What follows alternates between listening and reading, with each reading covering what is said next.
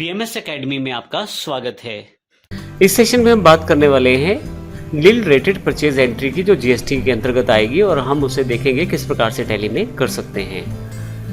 GST में काफ़ी सारी आइटम्स या काफ़ी सारे प्रोडक्ट्स ऐसे हैं जिनको नील रेटेड कैटेगरी में रखा गया है, अर्थात उस पर किसी प्रकार का टैक्स चार्ज नहीं किया जाता।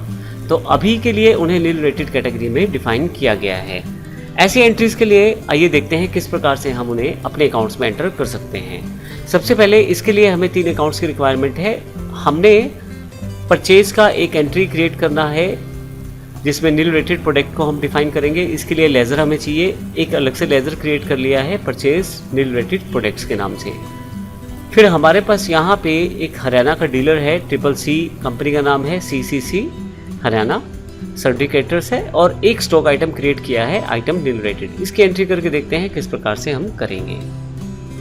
इसके लिए नवटेक कंप्यूटर्स में ही हमने गेटवे ऑफ टैली के पास हैं, यहाँ से मास्टर्स में अकाउंट्स इन्फो को खोलेंगे, देखेंगे लेजर्स कौन कौन से और कैसे तैयार करने हैं। लेजर्स पर जाता हूँ, यहाँ में अल्टर पे आ जाता हूँ। आपको सभी लेजर्स बनाने हैं, मैंने पहले बना रखे हैं इसलिए अल्टर का प्रयोग कर रहा हूँ। यहाँ से मैं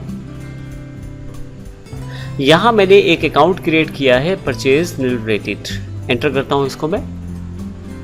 यहाँ से परचेज अकाउंट्स के अंतर्गत है, ये एप्लीकेबल है, यहाँ मैं यस कर देता हूँ। आप देखेंगे कि यहाँ पे टैक्सेबिलिटी में मैंने इसे नील रेटेड डिफाइन किया है। तो यदि आप टैक्सेबिलिटी में नील रेटेड डिफाइन कर देंगे तो ये ऐसे नील रेटेड परचेज मानी जाएगी। मैं एंटर कर देता हूँ, गुड्स हैं, और फाइनली यस कर देता हूँ। एक हमने यहाँ पे CCC हरियाणा के नाम से हमारे पास ये है कैरेक्टर है, इसका अकाउंट क्रिएट किया है। सिंपल कैरेक्टर्स की तरह हमने इसका अकाउंट क्रिएट कर दिया है। इंडिया का है, हरियाणा का है, और हमने इसका जो GST डिटेल है, यहाँ से मैं इसे यस करूँगा। यहाँ से मैं जो GST डिटेल है वह सेव कर दिया है हरियाणा के नंबर के साथ, यस कर देता हूँ। फाइनली हमने एक आइटम भी क्रिएट की है, स्टॉक आइटम्स पे जाकर इसे दिखाऊंगा मैं। अल्टर पे आप आ जाएं, आइटम नील रेटेड के नाम से। तो जो भी आइटम रहती है आप उसका नाम रख सकते हैं। मैंने एग्जांपल के लिए यहाँ पे आइटम नील रेटेड का प्रयोग किया है। प्राइमरी कैटेगरी के अंतर्गत गुड्स सप्लाई है, यह गुड्स कहलाएगी, और बेसिक इन्फॉर्मेशन को सेट करते हुए यहाँ पे मैं सेव कर देता हूँ। अब देखें यहाँ पे मैंने अगर अल्टर डिटेल पे आपको दिखाऊँ तो यहाँ पे टैक्सेबिलिटी में नील रेटेड डिफाइन कर दिया है। फाइनली सेव कर देता हूँ इसे मैं।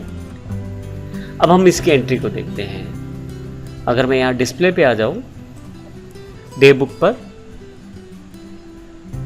और यहाँ से मैं Alt F2 के साथ पीरियड डिफाइन कर लेता हूँ। 1/4 से लेकर 31/7 तक का पीरियड डिफाइन कर लेता हूँ यहाँ पे मैं।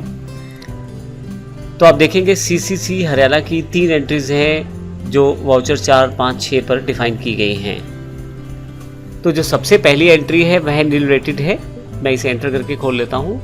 इसके लिए सबसे पहले आपको डिफाइन करना है बिल का सप्लायर इनवॉइस नंबर, यहाँ पे डेट डिफाइन की है, पार्टी का नाम CCC हरियाणा है, इसका अकाउंट हम बना चुके हैं, सारी इन्फॉर्मेशन दे चुके हैं। परचेज यहाँ से लेजर जो है परचेज नील रेटेड मैंने सेलेक्ट कर लिया है। फिर आइटम नील रेटेड ली है मैंने, यहाँ पे 5 पीस हैं, 15,000 रुपये के हिसाब से 75,000 रुपये, और फाइनली इस पर किसी तरह का कोई भी टैक्स चार्ज नहीं हुआ है। मैं यस कर लेता हूँ इसे। तो यहाँ पे मैंने ये एंट्री कर दी। अब यदि आप इसे डिस्प्ले में जाकर स्टैट्यूटरी रिपोर्ट्स में देखें, GST में GSTR 2, क्योंकि परचेज की बात कर रहे हैं तो GSTR 2 में दिखाएगा। तो 8 नंबर यहाँ पे टेबल नंबर यहाँ पे दिखाया गया है, 8 डिफाइन किया गया है नील रेटेड इन्वॉइसेस के लिए। एंटर करेंगे तो इसकी अलग से कैटेगरी है, nil rated, exempted, non GST, URD purchases इत्यादि के लिए। क्योंकि नील रेटेड हमने अभी एंटर किया है, इसको एंटर करें तो आपके पास आपको दिखाई देगा कि जो हमने परचेज किया है नील रेटेड उसकी एंट्री यहाँ पे डिफाइन की गई है। तो इसे इस तरह से डिटेल में शामिल किया जाता है टैली द्वारा, क्योंकि जब आप रिटर्न्स को भरते हैं तो सारी इन्फॉर्मेशन आप वहाँ पे प्लेस करते हैं। इस प्रकार आप आसानी से इस नील रेटेड आइटम्स की परचेज को डिफाइन कर सकते हैं और स्टोर कर सकते हैं अपने टैली में, और इस प्रकार से हम इसकी एंट्री कर सकते हैं। हमारे पास काफ़ी सारे प्रोडक्ट ऐसे हैं जो नॉन GST कैटेगरी के अंतर्गत आते हैं। अगले सेशन में बात करेंगे अगर कोई आइटम नॉन GST है, अर्थात उस पर GST एप्लीकेबल नहीं है। जैसे एग्जांपल के लिए पेट्रोल का एग्जांपल ले लेते हैं, जो इस रिकॉर्डिंग के टाइम तक तो नॉन GST आइटम ही है, और अभी हम उसकी एंट्री करके देखेंगे किस प्रकार से नॉन जीएसटी एंट्रीज को हम कर सकते हैं। यह सब हम अगले सेशन में करने वाले हैं। धन्यवाद।